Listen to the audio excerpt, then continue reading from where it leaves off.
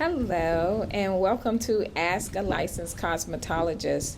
And I'm actually sitting outside. It feels good, even though it's like really rainy weather in Miami, Florida. And I wanted to do a quick video because something kind of went through my head. And also, I haven't been doing videos. I was supposed to do it every month, and a lot's been going on, moved. And so, between that and just everyday life, I've been kind of stagnant when it comes to the videos. And I do want to thank everybody that supports the channel, and I see I'm starting to get a lot more views on the alopecia video that I put out maybe a year ago, I'm not sure. But today I wanted to talk to you about, and I do try to respond to everyone, because it's cool to know that you're taking in the information and that you see the significance and the magnitude of the issues that we have in our community. So today I actually have to renew my cosmetology license, and I was looking over, I hope no one drives through, I was looking over the test. Every 2 years we have to take a test to renew the license. And so now they have on the test where the state of Florida Cosmetology State Board is stating that when we're doing color treatments or chemical treatments, but especially specified color, that they want us to wear gloves and masks. That is a major big thing. We've always been told to wear masks, to wear gloves, but now they're stating to wear masks. And one of the things I wanted to point out is because a lot of times, and I started to look into it a little bit more, a lot of times a lot of us are getting away from relaxers, which is great because we know that the formaldehyde what is it in there? Let me look and see. And the formaldehyde is linked to like different things that gets into your blood, like miscarriage and respiratory issues. You get that from a formaldehyde. So anything that you're putting on the top of your head as far as like chemicals, that's going to get in your bloodstream. So that's why we had a lot of issues, especially in our community, about that, like miscarriages. And I'll get into that in a few seconds, so I'm not going to be long on the video. But the point that I was making was, we do color as well. So I thought about the price of beauty. And I think I said this earlier, how we make long-term decisions, short-term decisions, and not realizing the effects of the long-term decisions that can even end in death. So I went and I started looking into some things, and I actually have my phone here because I kind of jotted down a few things. And I was interested, and it was interesting to see some of the things that is going on with us. So one of the things I wanted to point out is that it's a vicious cycle, because today in 2021, our daughters know about hair extensions, they know about color, they know about these things because they're actually wearing it. So it's like now we're at an age where we're older, where we're realizing, okay, I'm losing my hair, but we've already put our daughters into training of not learning about their hair, not caring about the significance or the beauty of their hair, and trying to look like someone else. So we've already started the process again, and I was just like, whoa.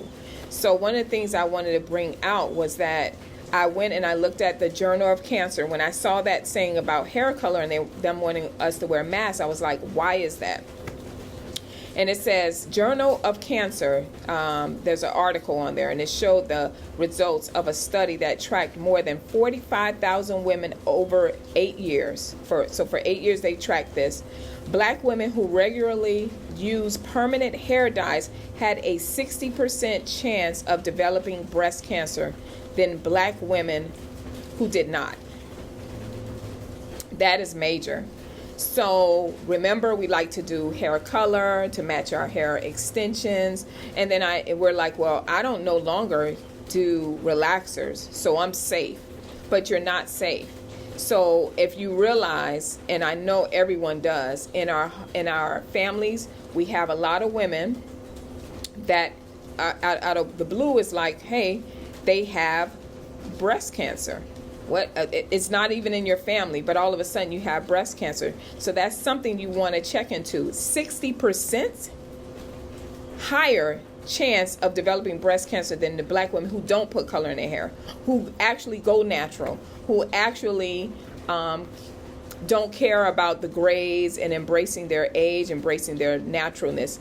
Those women don't have that 60% chance. But the women that struggle with that, or that still want to still wear the so-called hair protection where you're giving your hair a rest, those women that are putting color in their hair and other chemical treatments, they are at risk of 60% of that.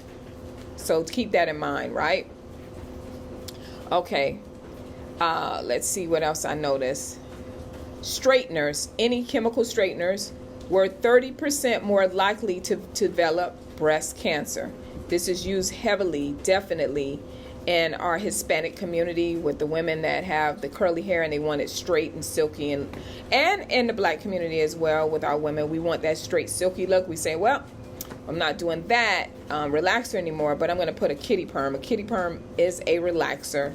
It's just how long you decide to put that in. I did a video on that. So if you're saying you're just trying to relax your coils a little bit and loosen up the coils more, you're still putting a chemical in your hair and you're still at risk. So keep that in mind. Now I'm going to kind of explain some of the things, and I just studied this, but I just wanted to put this out there for those. I know you're dealing with alopecia and you may deal with hair loss, but don't take the focus off the other things that can affect you long term, even to the point of death.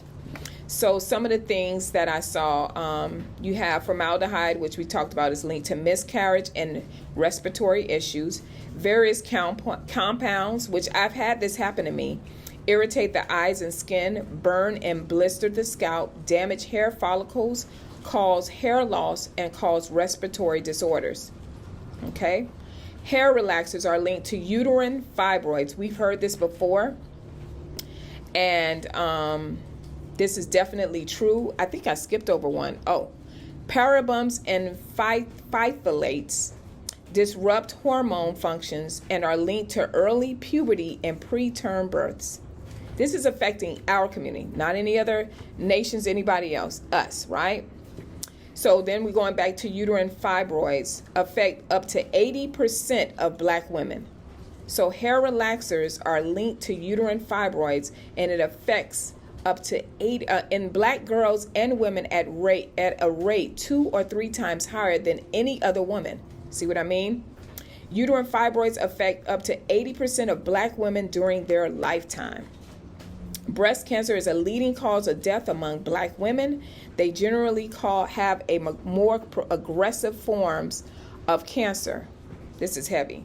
So where did I find this information? I told you about the Cancer Journal, and then also there's an institute that they created called the Silent Spring Institute, which focuses on environmental chemicals and women's health. They test products that are geared towards us, women of color. And they found many of the chemicals linked to health problems, including birth defects and cancer. So, what did they find? You ever notice when you do certain chemical treatments, it's a bad smell? That's the poison in there. Yeah. So this is for all of the keratin people and the kitty relaxers and the relaxers and the colors. This is what you're dealing with. Now, I wanted to point out too, you said, well, I'm safe. I wear wigs and I wear Brazilian hair, which there's no Brazilian people in Brazilian that's shaving their hair off and donating it. They have to process that. They have to process the color. They have to process the hair to get it to the curl pattern of the people that are in Brasilia or wherever else that you're purchasing hair from besides India. They do sacrifice their hair, right? So that means that the chemicals are even 10 times more worse than the chemicals that we're actually putting directly to our hair, that are on the wigs, that are on the weaves, all of those different things that can be affecting our health. Okay? Now, it shows, according to the Silent Spring study, and you can look this up for yourself, 80% of black hair products, they tested 80%. Black hair products they tested contain endocrine disrupting and asthma causing chemicals. Products examined included by the study included relaxers, hot oil treatments, leave-in conditioners, and anti-frizz balms. So this is like, I'm staying away from the relaxers.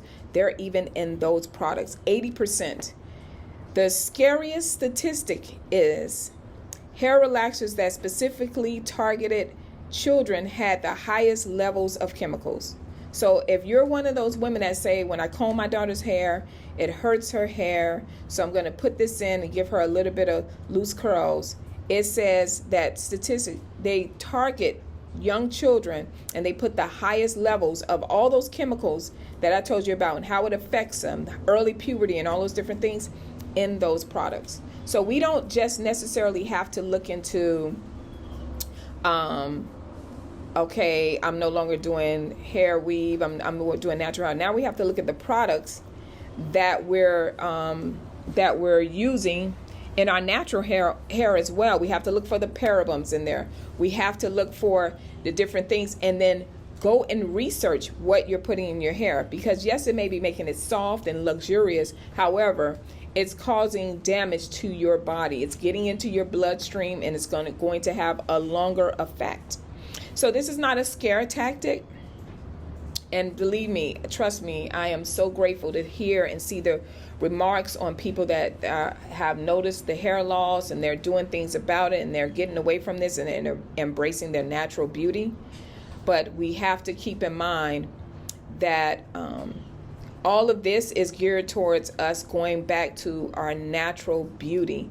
We are some of the most beautiful people in the whole world, but we, for some reason, find a way to embrace and try to look like someone else. And that's not good. And if you do, I looked at J-Lo, Keisha Cole, Eve, all of those women. If you pay attention to their career, they started off with blonde hair. They were putting the thing in the color in their hair and highlighting, and they had the weave to go with it, or they just wore it naturally blonde.